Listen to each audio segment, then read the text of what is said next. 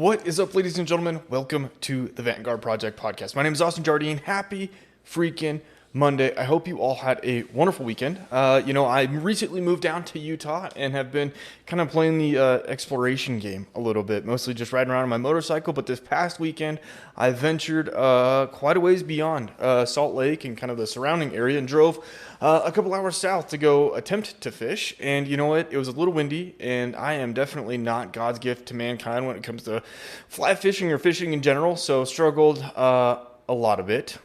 And gave it a feeble attempt, in all honesty, but it was pretty tough. Nevertheless, I did go explore a little bit more. Kind of drove around through some of the cool canyons and everything. Drove down to Goblin Valley, which is pretty damn cool if I say so myself. Got a couple of cool pictures. Spent some time kind of just exploring, seeing what's around. And it's really funny because I come from Idaho, where you've got lots and lots of flat land and then mountains. And so it was a lot of fun to kind of go see some of the red rock and some of the cool goblins. And I didn't see any slot canyons or anything, but I did see some cool hieroglyphs and whatnot. So it was really cool. Or hieroglyphs? Is it hieroglyphs or petroglyphs?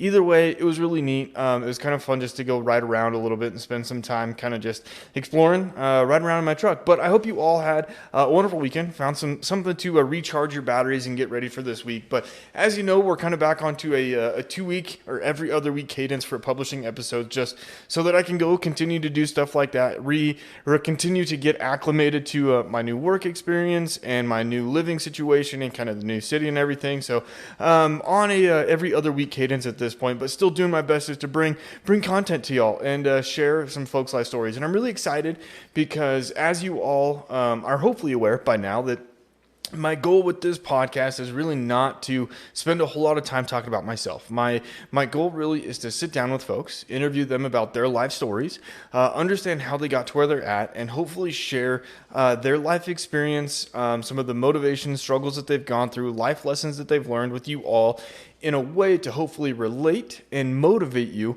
to kind of tackle whatever it is that you're facing and maybe find a community to join in on. So one thing that I'm very excited about is, as I've continued to network and find and meet and interview some of these folks, I've learned a lot and been able to apply in some way, shape, or form the things that they've taught me and helped me record in a meaningful way in my own life. Now, I'm not saying that I'm perfect at it, but I'm just saying that, man, it's over, I think we're about a year and a half in now of recording almost, and it's finally starting to sink in and kind of lend itself to some of the things that I'm trying to do and make my life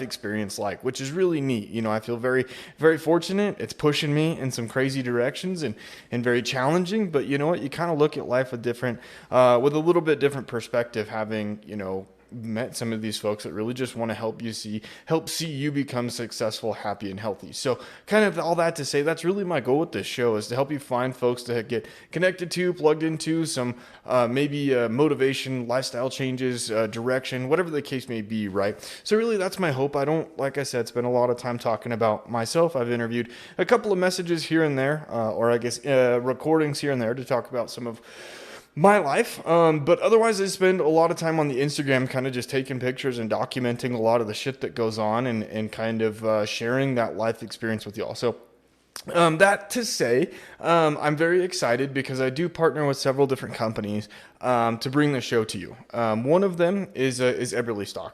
Eberlestock is based out of Boise, Idaho, so good old back home, and they are awesome people. I've partnered with them over the years doing just a variety of different things, whether that's my long-range shooting, some of the photography stuff that I've gotten into, and now with this podcast. And they manufacture some of the best gear I think you can get your hands on.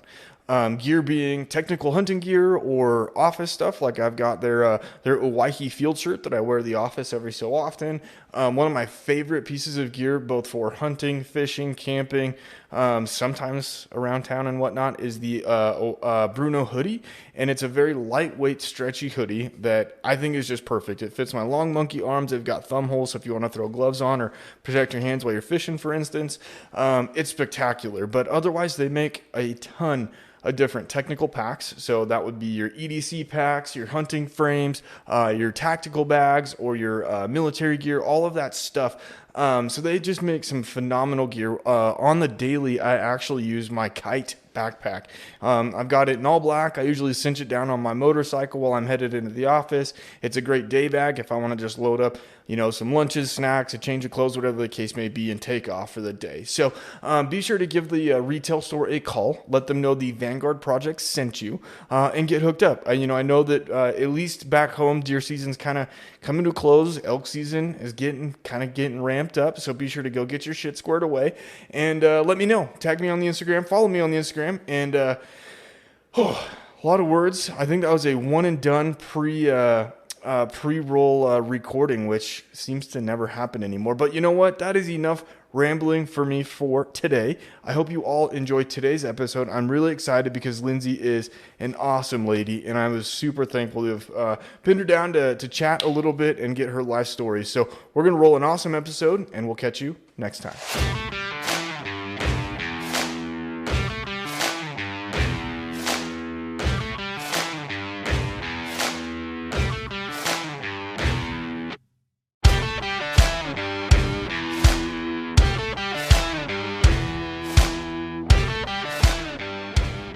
What is up, ladies and gentlemen? Welcome to the Vanguard Project. My name is Austin Jardine. I'm really excited because today I'm chatting with Miss Lindsay Persico, and I'm excited because you and I have chat just a little bit. I think you just recently got your podcast up and running, and you do a lot of cool, fun stuff in the outdoor world, a lot of hunting, and I'm really excited to chat because kind of as we were BSing a little bit beforehand, I think you've got a lot of life that you can share, and I feel like a lot of good insight. So I'm excited to chat, but if you don't mind, Lindsay, maybe introducing yourself and a little bit about you, and then I will just start taking notes. I don't think you can see, but I've got my pen and pad right here that I'll just take some notes and ask a couple of questions as we go. Sounds good. Thanks for having me on. My name is Lindsay Persico. I live in Montana, but I grew up in Idaho. I have 3 kiddos, married to my wonderful husband, and the outdoors really is kind of a big part of our life. Fall is pretty much full of hunting, all the big game species. I like predator hunting, even though I'm not very good at it. Also fitness and nutrition are kind of a big part of my life. I'm an online fitness, nutrition, and lifestyle coach.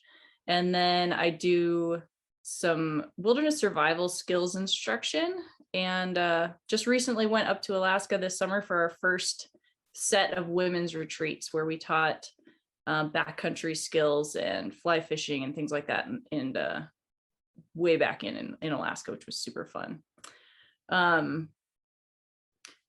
Basics about me, let's see. I stay at home. I'm able to work from home. Coaching online allows me to be home with my kiddos, which I love. It's been a huge blessing. And dabbling in the podcast world, mine is nowhere near at the stage that yours is at. I started it just for fun. And I had thought about starting one in the past, and I didn't do it because my schedule is just nuts. I'm super busy. I have a lot on my plate. But I kind of am like you. We talked a little bit before we started. I'd really love to hear people's stories.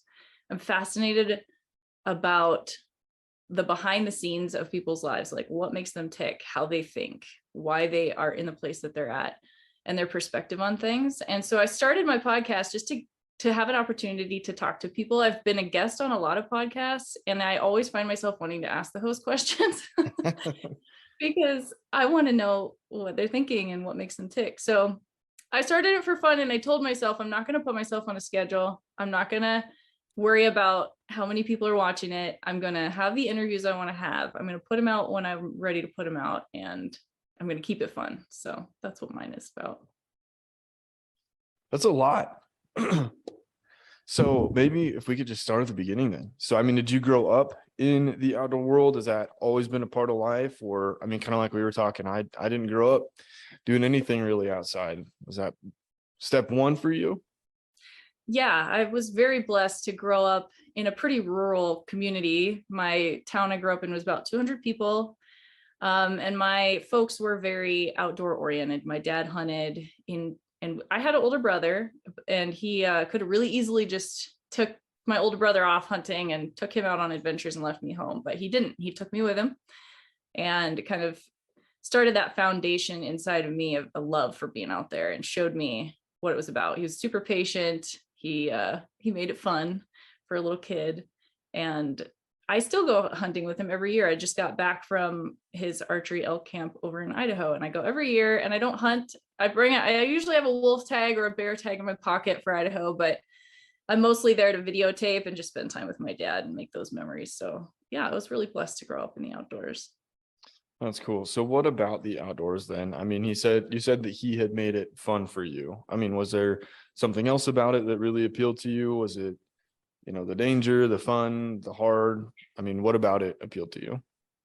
I always really felt like I had a connection with nature, not to be like super hippie weird, but there's something about being out there that just feels like it's where I was supposed to be. It feels like I'm home when I'm out there. And he provided the opportunities for me to have still quiet moments in the outdoors. And I think our life, was I had a great childhood. I look back and I feel super lucky and super blessed, but there was a lot of stress and a lot of hard stuff that happened in my childhood. And the outdoors was always just that peaceful, quiet place. And it was almost like a reset. It just felt good to be out there. And he provided me with those opportunities, and he looked at it that way too. So he would be the one pointing out to me like, oh, look at the beautiful sunset, or look at this cool tree. He would teach me about the little things, the subtle things out there, not just hunting, not just about the experience of, trying to get an animal and fill a tag. It was also just about the experience of being outside and being in the outdoors and looking at what was in nature and really appreciating it for what it was.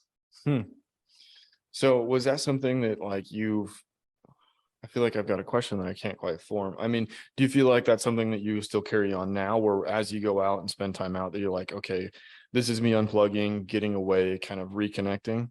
Oh yeah, 100%. So I would say I do two kinds of hunting. There's the hunting where I have a tag in my pocket and I'm determined that this tag needs to be filled. I was lucky and I drew a goat tag this year for here in Montana.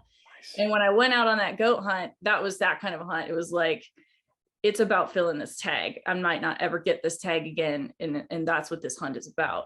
And then there's hunts where I'll go out, I have a deer tag in my pocket, or I have a wolf tag or a bear tag in my pocket. And I would love to fill that tag, but it's also about just spending time in the outdoors, being able to kind of reboot and reset and let some of that stress go. It's kind of twofold. And if I don't fill that tag, it's still just as much of a successful trip. And it really served the purpose that I intended to when I set out there for that trip. Yeah. So it can be both. That makes sense. I've done similar with like hiking and stuff and fishing, where it's like, hey, I just want to be outside. And as long as I'm kind of out breathing fresh air and not really caring about anything other than just breathing, everything's good, right? And then some days when you get out, and it's especially frustrating when you don't get anything, when you set out to catch something, you're like, I'm upset. Like, I'm going home, a little grumpy. It's fine. I'll wake up.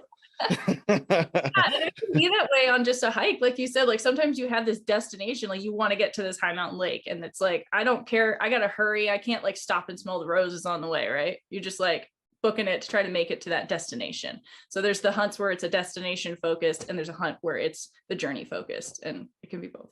Yeah. So is everything that you've learned hunting, did you learn from your dad? Or, I mean, have you taken a bunch of classes and everything, or just hunting with a bunch of different folks? It's been a combination of a lot of things. So my dad was definitely my foundation, trial and error. And then I've done a lot of solo hunting, a lot of hunting on my own. I really like being out there by myself. So I've learned a lot just trial and error on my own. I hunted quite a lot with my ex. So I have this is my second marriage. I have an ex-husband. That's where my daughters are from, that first marriage. And then I have my son now with my current husband. And we hunted a ton. And then I've hunted now a lot with my hubby too. So a lot of different people have poured into that part of my life and taught me a lot. And I can, honestly say it's bits and pieces of all of it. Yeah. That was going to be my next question, right? Is as you've learned and done, hunting with a bunch of other folks, right? I mean, how have you kind of morphed it into what you hunt now? I mean, did you sit down and you're like, hey, this is what I like about person A versus person D versus person C, and piecing it together to say, this is how I hunt? I guess as I've gone along throughout those different experiences, I always just pick up what I really like about Yeah. each one. And I've always carried those things into my own hunts. Definitely, like, my favorite hunting is off by myself. I Yeah. love to go by myself. I get to be the one that writes that story. I get to make the decisions. I get to decide, am I going left or right? Am I headed up that ridge or am I going down the drainage? You get to make those decisions. It's like you write your own adventure book. And I love those kinds of hunts, but I also love going out with other people and learning from them. With my dad, for me, every time I get to go out with my dad, it's just an opportunity to build more memories with him and have those experiences. With my husband, a lot of it we learn together. He has a lot more elk hunting experience than I do, so I learn a lot from him elk hunting. I have a lot of whitetail hunting experience, so we kind of share off of each other. We've grown a lot together in our hunting. So yeah, it's just a combination of it. And then I just take the bits and pieces I like and apply them in my own solo hunts more than anything. Solo hunting to me always sounds fun, but like, not gonna lie, it sounds very intimidating, right? Yeah. Like, how did you get comfortable solo hunting, let alone, like, this is gonna sound like I'm a big wuss, but like sleeping on the mountain alone? Like, to me, it's like I feel like I could go backpacking alone, but then like sun goes down, you're like, I'm being watched. No, I totally get that. I've had a lot of people ask me that, and I've even taught like some of my clients. I work with a lot of hunters in my clientele because I help people get ready for hunts that they're maybe not physically up to yet. Maybe they drew a goat tag or they drew a moose tag in Alaska, and they're like, I need to be able to pack 150 pounds, and I'm not there. And I'll have some of my clients say, hey, I'm headed out. This is gonna be my first solo trip, and I'm nervous. I'm nervous about being out there by myself, And I wish I had some like trick that I could tell you that's gonna take that away and just make it non-existent. But if I look back at my past and what I truly believe became the point where I was okay being alone out there, I would say it was when I really became comfortable with my immortality. And I said, you know what? We all have an expiration date. It's going to happen. I don't know when it is, but I'll be damned if I'm going to sit in my house and wait for it. It's coming no matter what. I might as well be out making the memories I want to make, having the experiences I want to experience, and having those adventures. And if I die doing what I love, hell yeah. I'd way rather die doing what I love than dying in a hospital bed of cancer, having not experienced all those things in life. Yeah. So when I'm out there, I think, yeah, there's a chance. I take every precaution I can take. I have an inReach with me so that I can get a hold of, emergency services if needed. I always have a pistol with me. I don't, keep my food in my tent. I take the precautions I need to take to try to be smart about being out there alone, but then I'm going to go and enjoy the adventure, and if something eats me, so be it. How did you become comfortable with your immortality? Was that like did you have like a oh shit moment, or did you sit down and be like, no, this is how I want to live life? This is going to sound horrible, but honestly, I think it was getting to the point where I would have preferred to not be here. Yeah. I think I went through some really hard stuff in my life. I was in a really abusive relationship for a long time, and it took a big mental toll.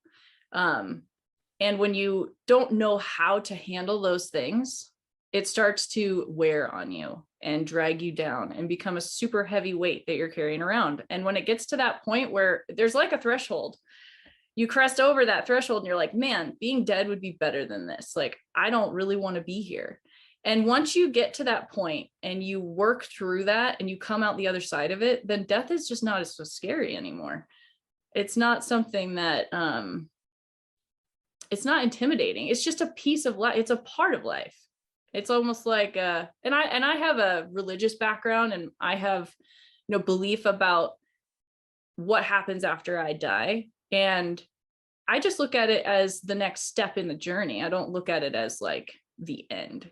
It's just a piece of this experience that leads into the next experience. And so for me, it's not something to be feared. It's not something to be expedited, but it's also not something to be feared. It'll happen when it happens. And in the meantime, I want to live the best I can while I'm here. And I want to make all those memories and have all those experiences. I would regret more not having those experiences than I would making a mistake and hitting that endpoint early. So maybe a few questions out of that, if it's all right. Mhm. How did you, I'm going to start with, how did you process kind of that experience and those feelings to kind of come to terms with death is just a part of the process? And I asked that question in case somebody listening is in a similar situation and maybe at that same point where they're like, it would be easier just to pull the plug. Mhm. Well, there's a lot of pieces to that. So therapy, getting help processing through what it was that made everything feel so heavy. Getting help recognizing why I felt that way, where those feelings were coming from, and gaining tools to help me process through them and allow them to be. I was one of those people that really avoided my emotions for a long time, and I had a hard time sitting with them. I didn't think that it was good to sit with them. I just wanted everything to be okay. But learning how to sit with emotions and accept them for what they are. It's okay to feel that way. Sometimes it really truly is easier. It would be so much easier to just quit. But in the end, I look at it and I'm like, man, yeah, I could quit now and maybe it would be easier. But some of the stuff that I value the most in my life that I went through was the hard stuff. So just because staying here is harder doesn't make it a worse option. It just means I have the opportunity to learn more. I have the opportunity to grow more. And it's okay if it's hard. It's okay if it sucks. And it's okay if I don't want to do it. Usually we walk through those experiences, we walk through those feelings, and we come out the other side better for it and stronger. And it doesn't stay that way forever. It gets better. Yeah, I can echo sitting with your feelings, right? That was one thing that I have learned as well, that it is temporarily the most difficult thing you can do, but it's not permanent, right?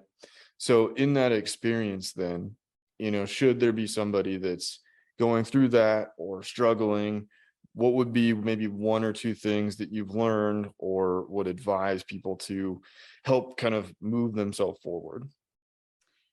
For me, one of the biggest things was finding an artistic outlet. So something that helps you express yourself. And for me, I have a lot of different artistic outlets, and some people maybe don't feel necessarily artistic. So it'd be something that just lights you up inside. But for me, it was writing, either writing or pencil drawing, or creating something. I love to create things. So even if I was feeling really low, like I would sit with a pencil and a piece of paper and I would be like, what do I feel like right now? And usually something would come to me that for some reason was associated with that feeling. And then I would draw it.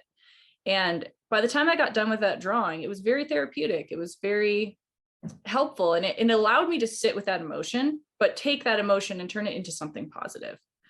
Because it's okay to have those feelings. We're sometimes going to feel like that. But I think a lot of times we tend to feel these feelings that we don't like sadness or anger or all those negative, we call them negative emotions. Well, they're just emotions. They're just a reality and a part of what we're experiencing in life. And it's not bad to have them. It's not like we should try to avoid them. We sit with them, we let them be what they are, and then we move forward.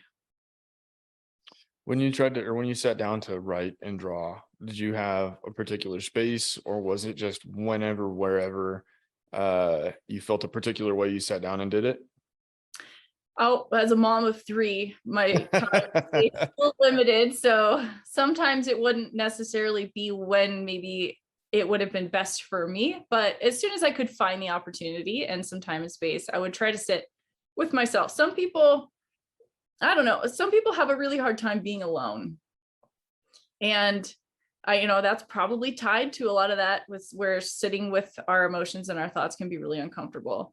But I love to be alone. I do really well, and I need time alone. I do well if I have time alone. So I would put myself into those creative outlets when I was alone. I'd kind of find a place where I could be by myself, but some people might, do better having their family around, doing that kind of stuff in the family environment or with a friend or something like that. And I think that could be therapeutic too. But for me, it's just alone time, finding that space where I can sit by myself. Yeah. Have you, and it's funny because like I've experienced this to a certain extent. Have you had to kind of work with your husband on helping create those alone times and spaces? Yeah. When I first started into therapy, that was one of the big things that we worked on right up front was for me being able to actually express what I needed, where it wasn't that I knew what I needed, but I couldn't talk about it. I just didn't really realize what I needed. A lot of times we fall out of the habit of taking care of ourselves, or we never establish habits of really taking care of ourselves. And recognizing that fact is step one, and then taking the steps necessary to create those opportunities for self-care, to actually take care of yourself. It can be a lot of work, especially if you have established an environment where you fill a lot of these roles. Like for the family, I filled a lot of roles. I took care of a lot of the stuff that was happening at home. I took care of a lot of the stuff that was happening with the kids. And in order for me to have opportunities and space to take care of some of those creative needs that I had, we had to make some changes in the house. And I'm very blessed to have a spouse that's super supportive on that front. And he was all about making sure that could happen. And that's a blessing because not everybody has that. Okay. And yeah, it's funny because as you say that, like in my previous relationship too, right? My marriage, it was very much the same, where we had to kind of figure out very much the same thing, where it was like being able to communicate kind of where the gaps needed to be filled. So, okay. So maybe moving on, you said that you also do a lot of fitness and nutrition, and I feel like I'm bouncing around a little bit this morning. Maybe before we move on, is there anything left unsaid kind of in this vein, right? Of either therapy or tough relationships or communication in your current marriage that you're like, man, this is super important for me to share this morning? Oh, well, the communication thing is huge. Yeah. And I think that's probably always going to be our hardest thing because we both suck at it. We're both bad at it, but we're both working on it. And that's what matters. But this is what I've found within the mental health space and even within like the physical space. It is so important to lean into being uncomfortable. When we are focused on staying comfortable, which is what our body wants, which is what our mind wants, we never grow and we never move forward and we stagnate and things build up and things get bad.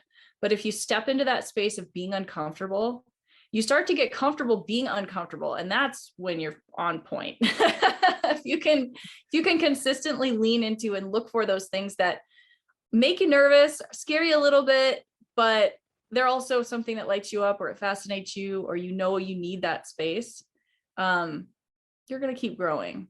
And that's what I've been working on for the last few years. Is just like, okay, what's the next like most uncomfortable thing? What do I not want to do? Because that's probably what I need to do. All right. So what do you, I mean, maybe not necessarily relationship wise or mental health wise, but what are you working on now that's uncomfortable, that's pushing you forward? Well, it really does kind of tie all into that. So I've been doing the online fitness, nutrition, lifestyle coaching. And one of the big themes underlying that I find with almost all of my clients is that mental peace. And so many times that mental peace, if they could get that on point, everything else would fall into place. The fitness side would fall into place. The nutrition side would fall into place. The struggles of a lot of those things come from mindset or trauma-based past, those types of issues. And I have always had this feeling that I needed to share my story and use it to help other people. But that's a really uncomfortable and intimidating thing. Mm-hmm. That's super vulnerable. That's like the ultimate for me of being vulnerable. And I never really knew how to do it, but I've known I needed to. And just recently, my therapist was like, you should write down how you're feeling, because I was having some struggles. And he's like, just start writing. And I realized like, it's time for me to start stepping into that space. It's time for me to start turning what I've learned and what I've experienced into something that can tangibly help other people. And so I've recently begun that process, stepped into that space, and that's really uncomfortable for me. But I'm going to be putting together a podcast series with a therapist that I know, kind of talking through my story and using his wisdom and insights to help people understand how people fall into those situations, what goes on in the mind when you're going through that kind of an experience, what it takes to kind of get out of that, and what needs to happen on the other side of that to find healing and to move forward. So stepping into that space is my current, like, what's my uncomfortable thing I'm doing. That's where I'm headed. Yeah, that's not fun to do. I mean, especially when you start talking about like your own experience, it becomes very real very fast. Mm-hmm. Yeah. Has nutrition and coaching always been kind of part of like a staple of your life? So I mentioned earlier that my past, like in my childhood, we went through a lot of struggles. There was a lot of health issues in my family. My grandpa had cancer and died real young when I was about 11. He passed away, but he'd been sick for quite a long time. And my mom had horrible autoimmune issues. And my aunt died suddenly real young with a combination of a viral meningitis and autoimmune issues. And my dad had cancer. And there was just so many health issues that I became really interested in health and nutrition and fitness at a very young age. I was reading a lot of books at about age 13 on the subject. And then going through the situation I did with my first marriage, came out on the other side of that, and I didn't understand why, but I ended up with an autoimmune disease. Now I know why, but at the time I didn't recognize that it had a lot to do with stress and its effects on the body. But that space, I think my interest in it really came from just watching so many of my family members suffering from health conditions and wanting to understand why and how to prevent that for myself. Okay. So then obviously it took a very big part of your life, because is that what you do kind of day to day? Mm-hmm. Yeah, I ended up, so I went and got, certified as a personal trainer. Fitness was always kind of, I loved lifting weights and I loved training so that I could hunt in the mountains and carry packs and carry elk quarters out and that kind of thing. And I did that on my own for a long time. And so many people were like, you should be a trainer. Like you kind of do all this stuff anyway, like it just would fit really well for you. So I went and got certified as a personal trainer. And then I went and got a specialization in fitness nutrition. And I started online coaching so I could stay home with my kids and still have, the ability to kind of work outside of just washing dishes and doing laundry. And I did it for just a little while. And then I got the opportunity to go on that Alone the Beast show. So I ended up closing down my business, going on that show. And when I came back, I wasn't really sure what I wanted to do. I liked doing the coaching, but I hated the business side of it. I still had a lot of stuff to work through on the mental health side, and it was overwhelming for me. It was just too much for my capacity with everything else I had going on, and I didn't like that part of it. And my dad watched this show, Stuck in the Rut hunting show on YouTube, and there's a gal on there named Tana Grenda, and he pointed her out to me. He's like, man, you and this chick would get along so good. Like, she is up here in Alaska hunting moose, and she's packing out the quarters herself. Like, she's super strong. She's not, having somebody else packing all her stuff around. You and her would get along great. So I followed her on Instagram. I was like, oh, cool. I'll check her out. And it was only like a couple weeks later that she posted on Instagram that she was hiring a assistant fitness and nutrition coach for her current online. I was like, whoa, that was perfect timing. So I applied for that. We hopped on the phone and we just hit it off right off the bat, connected really well. And I've been working for her. It's coming up on 2 years as a coach for her company. So I don't have to do the business side of it. I just get to do the coaching, which was just a perfect fit for me. That seems like all the stars align. That's awesome. That's cool. I love hearing when stuff like that happens. Like, man, I wanted X, and next thing you know, it's there and you get after. That's cool.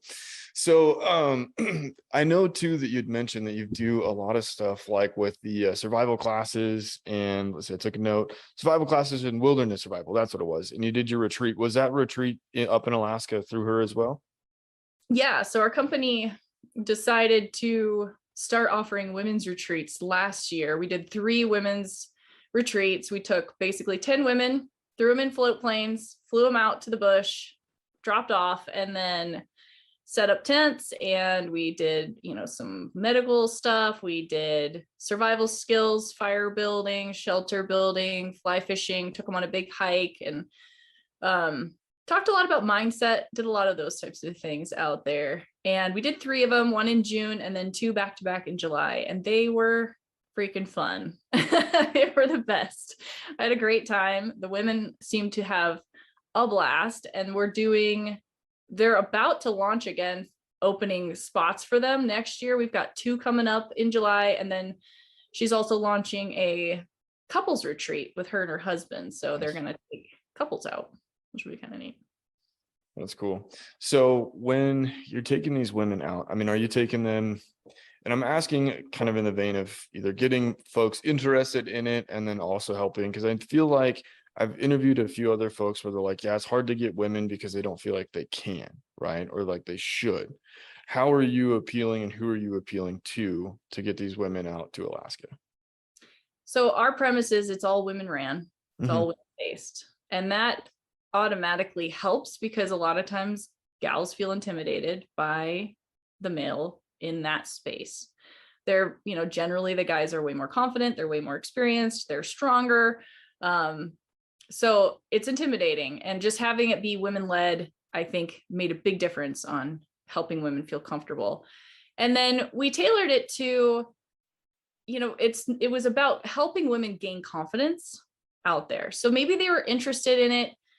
They've kind of had some experience in the outdoors with a spouse or with a husband or a dad or some other figure, but they hadn't had much experience on their own, and they didn't feel like they had a lot of those skills that they needed to be able to go out on their own and feel confident. So that was really the premise of it. And we have a wait list of 250 people that want to go, and it definitely hit the vein of what women are looking for. They want women led, they want to feel confident, comfortable, they want to have those experiences, and they want to build their own confidence by gaining some skills and experience in a safe environment where they feel safe and they don't feel judged and they don't feel pressured.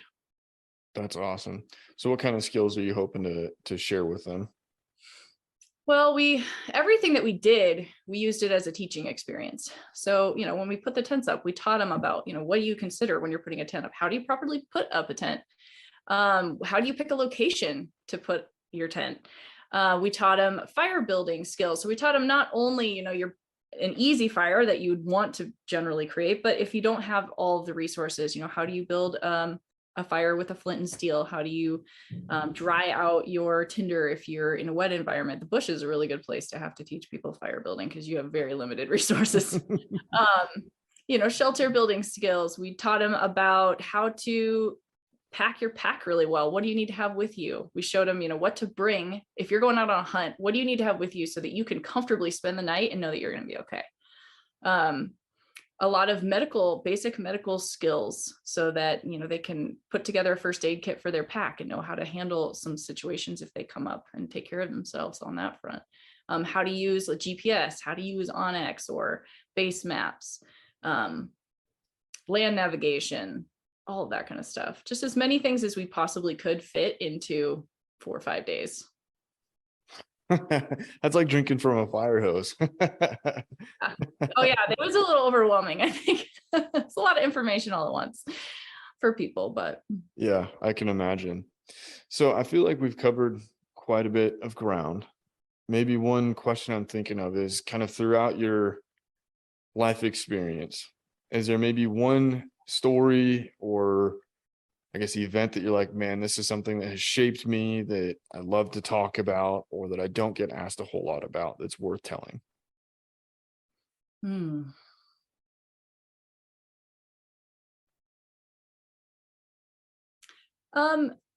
Yeah. And I've told this story before, and it's not anything extravagant, but it's something that's really stuck with me through transitional periods of my life. I had a mentor growing up. He was my pastor. He was a really cool guy. Um, and for some reason, he invested a lot in me as a kid. And I remember I was at a point where I was getting done with high school, and I kind of had a crossroads. I was like, I don't know which direction to go. I could go, to this equine, like I did a lot of horse related stuff for a long time. I was like, I could go to this equine college and I could go this route, or I could go this other way. And I remember emailing him back in the day, email where that was all we had. And I was like, what do I do? How do I make this decision? How do I know what's the right thing to do? I don't want to make the wrong choice. Like I felt like there was a right and a wrong choice. Like, how do I know which one's right? And he was like, make yourself a pros and cons list. And he said, I don't think it's necessarily always that there's a right or wrong. Like you could go both routes and it can turn into a great thing either way. It doesn't really matter. When it comes down to it, he's like, look at the things you have ahead of you and do the things in life that you would regret not doing. And I was just like, oh, that makes sense. And I know exactly what I want to do when you say that. So I use that to make that decision, but I have used that to make almost every major decision since then. And it has always helped me because it pushes you outside of that comfort zone. It pushes you into those things that scare you. Because I've had opportunities that came up and there's so many reasons I could talk myself out of doing it. Whatever it is, whether it was going on the show, whether it was, doing the retreats in Alaska, whatever it was, there's so many ways I could have talked myself out of it. But when I look at it, like, is there a potential that I could regret it if I don't do this? Almost always I could say, yeah, I know I have to do this thing, even though it's uncomfortable, even though it's scary in some ways, I got to do it because I would possibly regret it if I didn't. Look ahead. Is that what he said? Like look beyond just the decision? He just basically said, weigh the pros and cons. If there's something that's there in front of you and you could really go either way with it, he's like, do what you would potentially regret it if you don't do. Like if you're looking ahead and you're like, man, I might regret looking back and not taking that opportunity. I need to do it. So that seems to be, it's really funny because the more I talk to people, that is like the most prevailing theme, right? It's just like, dude, you're going to die, kind of like what you mentioned in the beginning, right? That at the end of the day, we're all 6 feet under, right? Or burned, right? And it's like, don't look back. That's one thing that like, I feel very passionate about, right? Is at the end of the day, all you have are the stories, right? And the life you've lived. So, I mean, might as well make it worthwhile, and I'm like slowly working my way into like actually doing that because it's very challenging, right? But yeah, it's fun to hear that it's like, I feel like older, wiser people have understood that differently, right? That it's like, hey, they look back and they've got their own regret, or they look back and they're like, dude, I don't regret anything because I did exactly that, where, they lived the life. I think it's harder for us in our culture now because our culture we have this formula for what is a successful life, right? And we feel like we got to kind of chase our dreams and do these things, but under the overshadow of this success, and that's what it looks like to be successful. And we make our decisions based off what we think other people want us to do or other people think we should do. But when it comes right down to it, if you're not following your heart, you're not going to be happy. And there's a passion and a drive inside of you for a reason, and it's leading you in the right direction. And not everybody's going to agree with it. Not everybody's going to understand it, and not everybody's going to like it. And it's not going to look like necessarily what everybody else thinks success is. But if you're happy and you're fulfilled, then you have reached success. It doesn't matter if it doesn't look like what the world says it should. Yeah, I totally agree. I feel like that's such a hard lesson. That's a hard lesson learned. And I mean, that's one thing that I totally agree with too, is that not everybody's going to understand it. Right. And I don't feel like there's necessarily a reason to even try to have to explain it because it's too difficult. Right. I understand. Yeah. It's okay. It's taken me a long time to get to that point. I used to be very much focused on making sure everybody else was taken care of, everybody else was happy. I made all my decisions based off what everybody else wanted, and I was the most miserable person. You can't live that way. That's not a life. That's no way to live. Yeah, I'm not there. I'm getting there, right? Like I've taken recently some pretty good steps in living that same life. But anyways, so maybe one of my favorite questions. This is definitely one of my favorite, but kind of given all of the things that you've learned and kind of your life experience, if you were to go back or tell somebody that's more or less following your footsteps that you're like, man, this is one thing that I've learned that is incredibly important to me that I wish I'd have known, what would it be? Oh man, so many. It's loaded, and it doesn't have to be one. I mean, you can go on a whole on tangent. I'm not going to stop you.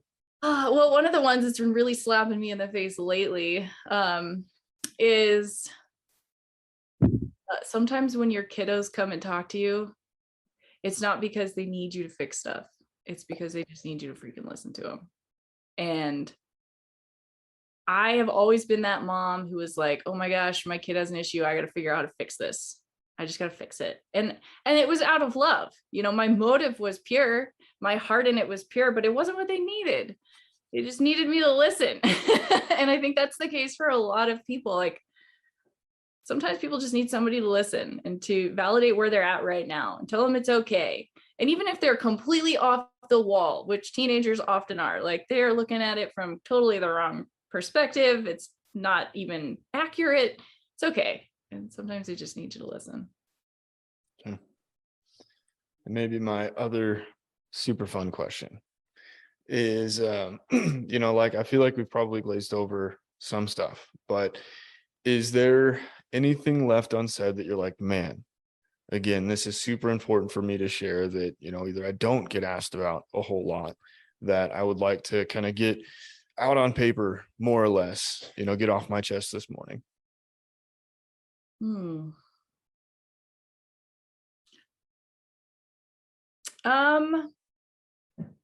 I know there were quite a few years where I was operating in survival mode. And I know a lot of people could fall into that category where they're living in survival mode. Like they have undergone some traumatic experiences, they've had a lot of stress or whatever it is, and they're operating in survival mode. And one thing I learned was that when I'm in survival mode, it's impossible for me to think futuristic.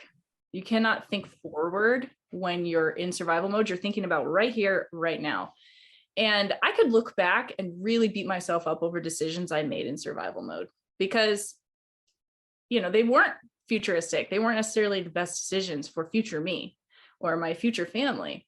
But in the time that I was in, that was the best decision for that moment. It was the best decision for the mode I was in. And I've had to come to terms with accepting who I was and where I was and the decisions I made at that point in time, and not beating myself up over that stuff, but then also recognizing like, hey, pay attention to the decisions you're making now and make sure you're not making them in survival mode. Are you thinking about like right here, right now, what do I need in this moment because you're anxious, you're stressed, you're not looking futuristic? And if so, like take a step back for a minute. Don't make that decision until you can have that forethought, that future insight to be able to make a decision that's not just in survival mode. Because a lot of times those really aren't the best decisions that I've made. Yeah. Okay. Survival mode. I feel like I've been there too. It's kind of funny. Yeah, a lot of people have. Yeah. How'd you pull yourself out of survival mode? I feel like that's a pretty easy thing to get stuck in.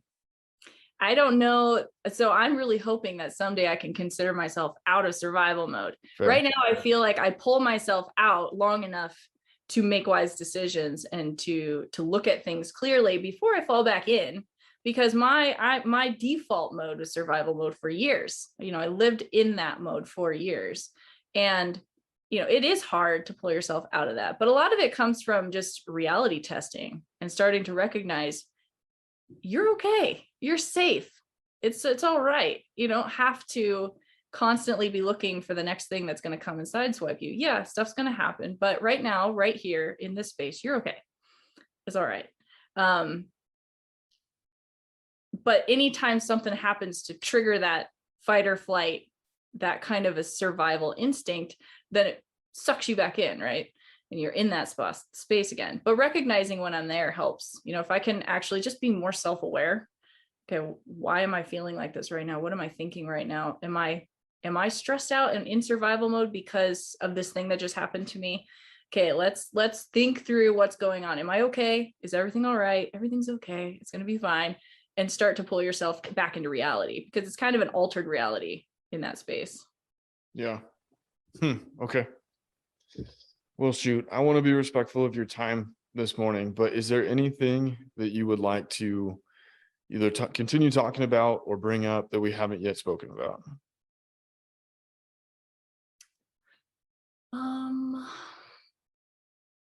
Not really. I think I would just say, for people out there, if you feel that like stuck, or you don't feel like a lot of drive or motivation or foresight or anything like that, just start paying attention to those little things that light you up inside.